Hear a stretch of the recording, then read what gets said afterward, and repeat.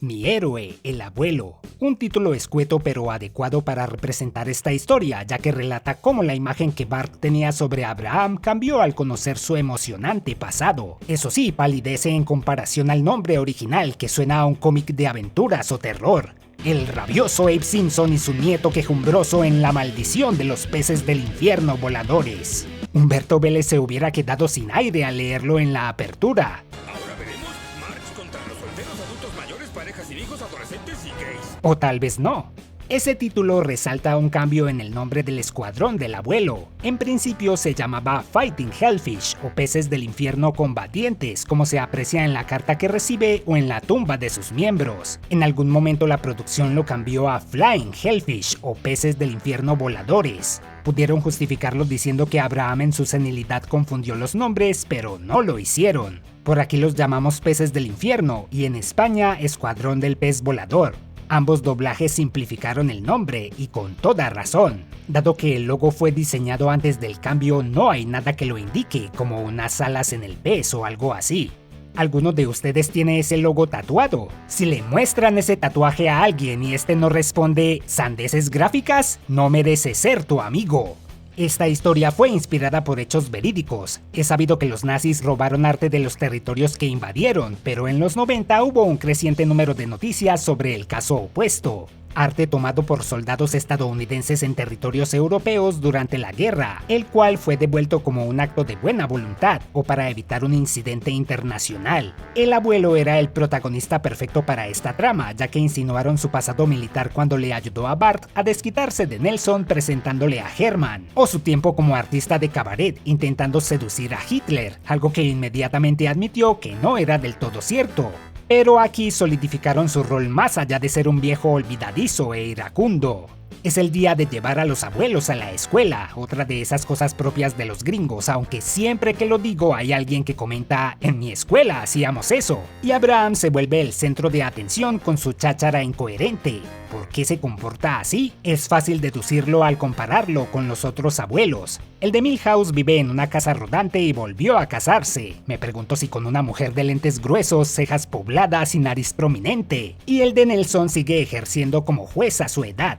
En cambio, al estar aislado e inactivo, con su único pasatiempo siendo examinar su deprimente correspondencia, pues es lógico que Abraham sea un cascarrabias, y que su mente tienda a divagar y a crear historias, como ser el inventor del excusado o que el Kaiser, emperador del antiguo imperio germánico, se robó la palabra 20, algo que tiene menos sentido al saber que en 1922 ya no existía la figura del Kaiser. Por eso Lisa menciona en la cena de esa noche que los ancianos merecen más atención. Homero le contesta señalando que hay productos y servicios dedicados a hacer más fácil sus vidas. Eso es cierto, pero nada puede reemplazar a la compañía y al afecto. Bueno, tal vez unos robots en forma de focas. No obstante, la lucidez de Abraham regresa a leer una carta indicándole que un tal Asa Phelps ha fallecido y va a su escasamente asistido funeral junto a Burns y el reverendo Alegría. Una vez este se va, los dos viejos tachan el nombre de Phelps de una lista oculta en una bóveda en su monumento y dan a entender que hay una fortuna que solo el último en vivir conservará, a lo que Burns toma acción. Mientras que en el doblaje su lista de contactos se compone de personas del mundo de lo esotérico o el ejercicio, en inglés se encuentra mesmeristas, hipnotizadores que supuestamente manipulan un fluido magnético que supuestamente todos llevamos en el cuerpo, saoríes, gente que busca agua u objetos de valor con una vara, luditas, personas que se oponían al uso de máquinas en la agricultura y otras industrias ya que quitan trabajo, alienistas, los precursores de los psicólogos, y zoroastrianos, pertenecientes a una de las religiones más antiguas del mundo. En otras palabras, un montón de oficios en desuso. Por ese motivo, a veces olvido que el episodio no es autoría de John Swartzwelder, quien disfruta poner esa clase de detalles oscuros, sino de Jonathan Collier, el que sería su penúltimo guión para el programa. Burns contacta al asesino profesional Fernando Vidal, quien en el episodio original es hispano, posiblemente mexicano de acuerdo al juego Tap Out, pero el doblaje le puso un acento portugués, un cambio acertado ya que le dio un aire más siniestro. Es tan compleja, precisa. Otro cambio es que Vidal cree que MB es el actor Marlon Brando pidiéndole un encargo para su isla, lo cual coincide con un chiste de un par de episodios atrás. Por eso sorprende que en el diálogo original se refiera a Marion Barry, quien fuera varias veces alcalde del Distrito de Columbia en Washington antes de ser arrestado por posesión de drogas, y Vidal creyó que lo había llamado a pedirle otro cargamento. Parece que Vidal solo era profesional en nombre, ya que no pudo cumplir con esa tarea aparentemente sencilla gracias a la mera suerte del abuelo o a una aguerrida enfermera del asilo. ¡Apoyo la moción con toda violencia! Tampoco puedo pasar por alto el cuadro de Burns y sus secuaces disfrazados como los Simpson. Dado que hubo un tiempo en el que le gustaba Marge, me pregunto si Burns usará ese disfraz para otras cosas. El abuelo corre a pedirle ayuda a su familia, pero apenas le creen al tener en cuenta su previo comportamiento errático y senil, más porque sonó como Dorothy al despertar de vuelta en Kansas al final de El Mago de Oz, diciendo que ellos estaban ahí en el intento de asesinato. Al preguntarse con quién se quedaría el abuelo a dormir, ¡Con Bart! ¿Con Bart? Claro. Con el perro. en inglés el chico dice en el basurero y por eso vemos el bote de basura después en vez de la casa del perro. Abraham decide contarle a su nieto el porqué de la ofensiva de Burns, recordando sus días como sargento en el Escuadrón de los Peces del Infierno en la Segunda Guerra Mundial. El diseño de los personajes y la ambientación de las escenas fue inspirado por el del cómic Sargento Rock de DC, también ambientado en ese periodo. Dicha similitud se nota en particular en la apariencia del joven Abraham. Los vemos combatiendo en 1944 en las Ardenas, Francia, coincidiendo con la batalla del mismo nombre que tuvo lugar en diciembre de ese año y en la cual los aliados ganaron terreno importante sobre los alemanes, y eso ocurrió dentro del universo Simpson gracias al abuelo y su escuadrón. La producción eligió cuidadosamente qué personajes tendrían antepasados en la guerra, ya que casi todos sus descendientes siguieron sus pasos como figuras de autoridad. Tal fue el caso del padre de Gorgory, cuyo hijo sería policía, y el de Skinner, quien también peleó en la guerra de Corea y es el otro pez del infierno aparte de Abraham y Burns que ha tenido más apariciones en la serie. El padre de Barney también estuvo entre ellos y el trasfondo militar de su hijo fue añadido después, con su madre y él haciendo parte de la marina. Burns fue degradado a soldado raso porque obstruyó una investigación llevada a cabo por J. Edgar Hoover, en ese entonces director del FBI. Eso es un doble sentido, puede interpretarse como que Burns estaba protegiendo a algunos de sus colegas multimillonarios o se refiere a la rumorada homosexualidad de Hoover, ya que en inglés usaron la palabra probe, que posibilitaría interpretar el diálogo como interceptó una sonda. Los demás miembros del escuadrón fueron creados para esta ocasión. La parte en la que Abraham intentó eliminar a Hitler toma prestado de dos filmes. El acto como tal imita el plan visto en El Día del Chacal para asesinar al general francés Charles de Gaulle, y la línea del abuelo A ver quién reconstruye tu cerebro, Hitler. recuerda a Salvaron el cerebro de Hitler, historia de ciencia ficción en la que algunos de sus oficiales recuperaron su cerebro para intentar revivirlo años después. El escuadrón tomando el castillo abandonado fue inspirado por el objetivo final en la película Los 12 del Patíbulo de 1967, en donde un grupo de convictos del ejército estadounidense fue entrenado para infiltrarse y tomar un castillo francés. A diferencia de ellos, los peces del infierno sí salieron victoriosos y encontraron en él varias pinturas, un par de ellas inspiradas por arte real, como el retrato de un joven de Rafael que fuera tomado por los nazis y jamás encontrado, o la Madonna y el niño con granada, la cual se le atribuye al pintor italiano Botticelli o a alguno de sus estudiantes. Ellos sabían que quedarse con las pinturas era ilegal, así que Burns propuso ocultarlas y otorgar su propiedad bajo el concepto de tontina, es decir, que el último en sobrevivir se quedara con ellas, algo que solo Sote sabía. En inglés su apodo era Ox u Oxford, como la universidad, así que no era tan torpe como aparentaba. Una tontina no es algo tonto, es más bien mórbido. Supuestamente originado por el banquero italiano Lorenzo de Tonti, el concepto consiste en lo siguiente. Un grupo de personas contribuye periódicamente a un ahorro, del cual reciben intereses anuales. A medida que cada persona fallece, sus intereses son transferidos a los sobrevivientes. La gran diferencia con lo visto en el episodio y otras tontinas ficticias es que no siempre el último contribuyente se queda con todo. Por lo general, el gobierno o la compañía que maneja la tontina tontina se queda con el dinero una vez todos fallecen. Eso depende de las cláusulas establecidas a la hora de su inicio. En este caso, ya que los peces del infierno no obtenían ganancia alguna de las pinturas, era más urgente para sus participantes ser el último hombre en pie. Así que fue un milagro que no se eliminaran entre ellos, pero sufrieron destinos mucho peores. Sote sufrió una hernia al llevar las pinturas al camión y 5 de ellos fallecieron en un desfile de veteranos. Supongo que a eso apunta la maldición mencionada en el título original del episodio. En cuanto a los otros, según las palabras que el reverendo ofreció en su funeral, Asa Phelps no era ambicioso, así que no vio necesidad de obtener el tesoro para sí. Al ser millonario, Burns solo veía las pinturas como un bono, y deshacerse del otro sobreviviente parecía sencillo. Y por último, Abraham era un soldado honorable y respetó el acuerdo con sus compañeros, a pesar de que ese tesoro representaría un cambio en su vida. No quiero terminar en un asilo de ancianos. Sé que ese diálogo tiene una intención cómica, pero ese también es uno de mis mayores miedos. Recordemos que no fue la primera vez que Abraham recibió un dinero extra y consideró invertirlo en su calidad de vida y la de sus compañeros. Los escritores señalan 2 inspiraciones para esta parte de la historia. Un episodio de la última temporada de la comedia policíaca Barney Miller, en el cual 2 viejos hacen lo opuesto de Burns y Abraham. Intentan fallecer para dejarle al otro los ahorros de la tontina. Curiosamente, ese capítulo fue dirigido por un tal Homer Powell, el nombre de nuestro Homero combinado con el apellido de su medio hermano. Y la otra fue el filme británico The Wrong Box de 1966, en el que 2 hermanos son los últimos sobrevivientes de una tontina y sus codiciosos familiares hacen cosas terribles para quedarse con ese capital.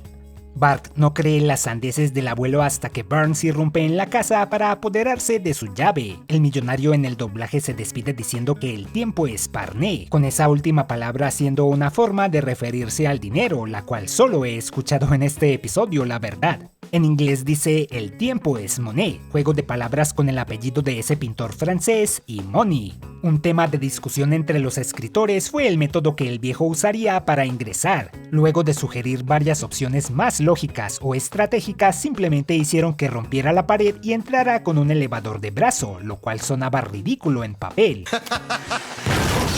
Sin embargo, quedó genial, y de hecho gran parte de los comentarios del DVD consistieron en elogiar el trabajo de animación, con el uso de las sombras, el contraste de colores entre las escenas del pasado y el presente, la dirección de las escenas del tercer acto, la técnica usada para crear el efecto bajo el agua, que en ese entonces sin herramientas digitales implicaba animar la escena normalmente y agregar el efecto en postproducción encima del rollo original. Y en general el ambiente de película de acción que tuvo la historia. Les guste o no el episodio, es difícil desaprobar lo hecho aquí a nivel técnico.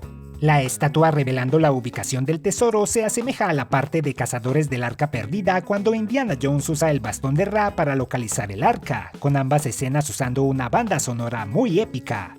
Un antepasado de Ned Flanders fue el superior de los peces del infierno, no especifican cuál, dudo mucho que fuera su padre ya que él era uno de esos picnics mugrosos. Según su árbol familiar visto en el libro de la fe, parece que fue su tío abuelo paterno, Nedwin. Mientras que él no hubiera tolerado que tomaran las pinturas, a su heredero no le importó entregarle su yate a un viejo que estaba intentando robarlo. Ese comandante debe estar revolcándose en su tumba. O al menos puede estar orgulloso de que su sobrino nieto esté prosperando al punto de tener tantos vehículos. Bart se sumerge para hallar las pinturas entre un grupo de Blinkies, un montón de chalecos salvavidas, una idea bastante alarmante, y un kiosco de Fotomat, segunda broma que hacen sobre esa vieja cadena de revelado de fotografías. Recuerden Tacomat en el episodio Bart el soplón. Al conseguir el tesoro, Burns se los arrebata y pone en riesgo la vida de Bart. El abuelo no solo logra rescatarlo, sino que persigue a su antiguo subordinado para recuperarlo, algo poco habitual para su edad, pero sabiendo lo que estaba en juego, sacó energías de donde no las tenía. No fue un combate tan realista como la pelea de ancianos de padre de familia. Abraham alcanza a Burns y usa su autoridad para expulsarlo y quedar como el único pez del infierno. No obstante, igual que sucedería en la vida real, el gobierno le siguió la pista a las pinturas y las decomisó para devolvérselas a su heredero, un varón solo en título y más preocupado por asistir a un concierto de la banda electrónica alemana Kraftwerk que por recuperar la propiedad familiar. De ello solo conozco el cover que Rammstein hizo de Das Model. La canción que suena cuando el varón se aleja tampoco es de Kraftwerk, es Caterpillar de DJ Keoki, un tema menos costoso en derechos de autor pero representativo de la música que disfrutaba la juventud europea de esa época. Y aunque perdió una fortuna, el abuelo obtuvo algo más valioso, el respeto y reconocimiento de su nieto. Esto es lo que en las comedias llaman un final cursi. Un toque sentimental que deja al público sintiéndose bien. Suele ser seguido por un chiste para cortar la melaza. Chicos, para eso hay ustedes. Dada la compleja producción del capítulo, era de esperarse que no tuviera escenas omitidas y que solo hicieran lo justo, y así fue. La militancia de Abraham saldría de nuevo a la luz cuando uno de los peores espías británicos creyó que él era un informante del gobierno ruso. Por otra parte, los peces del infierno fueron mencionados en otros medios. Si creen que este episodio fue poco realista, nada más esperen al próximo calabozo del androide. Entre las referencias en videojuegos está la lista de sus miembros ubicada en la habitación del abuelo en el asilo de Virtual Springfield. Hay una misión llamada Operación Peces del Infierno en el tercer nivel de Hit and Run, y aunque consultamos a Abraham sobre la desaparición de Bart, su protagonista es Lisa. En Tapped Out no podían faltar las decoraciones alusivas como su monumento fúnebre, pero su aparición más notoria fue en Los Simpson, el videojuego, en donde Homero y Bart viajan a la Segunda Guerra Mundial y se reúnen con los jóvenes Sargento Simpson y Soldado Raso Burns. Me sorprendieron las reacciones que este episodio obtuvo en su momento gracias al grupo alt.tv.simpsons. Muy predecible, carente de humor, una imitación de una película de aventuras para niños, falto de una trama secundaria. Eso último es lo más absurdo. ¿Para qué encajar una subtrama a la fuerza si la historia principal requería tiempo? Esas reacciones contemporáneas muchas veces me sacan de onda y me hacen preguntar si la internet no fue un error, porque yo adoré el capítulo desde la primera vez que lo vi, de los mejores del abuelo Simpson, dándole algo más que hacer que su rol habitual de ¡Soy un chiste viviente! Otras quejas de la época apuntaban a su ilógica caracterización, pero como dije antes, su comportamiento enérgico en esta ocasión se justifica por los elementos de la trama. Su pasado desconocido hasta entonces, un tesoro en juego y la vida de su nieto en riesgo. También tuvimos algo de unión familiar con él y Bart, a Burns en su mejor faceta de supervillano, el aspecto técnico que ya recibió suficientes elogios y lo más importante, se exploró otro género narrativo. Igual que los últimos episodios nuevos que revisamos que apuntaron hacia lo emotivo, este parodió la acción histórica con gran precisión, sin exagerar. Una vez más, eso quedó para los cómics, y suficientes momentos jocosos como los intentos de Burns por eliminar a Abraham. Me pregunto si esos que criticaron el capítulo vivían en un asilo del que no podían salir y al no tener una tontina que los salvara se dedicaron a escribir diatribas en contra de todo aquello que ligeramente no les gustara. Max, ¿yo habría podido ser un creador de contenido?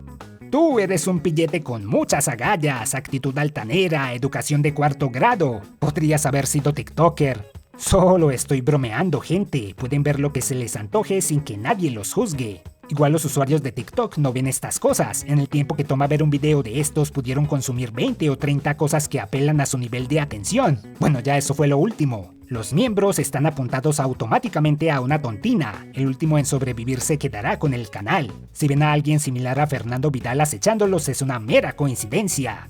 Y super gracias por tu super comentario. Estos videos son buenos para mi retiro. No quiero terminar en un asilo de ancianos. Una mención especial para los super amigos: Cristian Fernández, Kaname, Eñe, Noelos Una Pibe Fachero, Franco Vicini, Iván Díaz, Brian Corso, Patrick Vilcañaupa, Speed Puppet Robotnik, Octavio Olenik Yacaglia, Sinuois, Marcos Pierucci, Berix, Mango, Yuki Hawks, Celar24, Richard Cert, Ferchosaki, Leandro Arzamendia, Neofacu, Ben, Crixis, Rostoneto, Gonzage M, Buenos Días Pibe, Itzeler, Gronger de Gul, Armonil, El Joven Sam Sam, Ratchet Clanky Eliano, Alejandro Calabrán, Santiago Nardi, Antoni Mesa, Diego Valderrama, Denis Sánchez, Agustín Benítez, Skyward Waker, Reno Quesada, Franklin, Anticucho de Camello, Easasa, Lucas Soto, El Magio número 4, Basileus Crisosforos, John Carroswell, Tails, Nuumita, Strargos, Nigoki, El Espadachín Blanco, Bruno Narváez, David Cosaín, Claor, Benja, Enrique IV Salinas Horta, Emilio Galván, Joaquín Castillo, Dean Corso, Alfredo Ramos, Melon Glitzy, Gran Maestre Joaco Escobar, Hart Underblade, John, Catulupou, Franciscanito, Rek'Sai, Pharmaecopia, Llano 620, Modalus, Stupid Punks, Enzo, Frankie Layton, Oscar de Venegas y Cárcamo, Tobias Rib, Pepper, Javier García, Andrés González, Enrique BXD, Tarantalegra Star, Eduardo Juárez, Rubgeon, Isael Méndez García, Nano Kai Rojas, Danux, Matías Coronel, Hey Kaiser 19, aquí está el que nos quitó la palabra 20 y va por la 19 también, Growly 18, Soul Kami, M Numetal, Diego, Pablo Jerez, Thrasher, Tommy JB, Rindexer y los nuevos, Guti, Giorgio Castilla y Sei Shiny.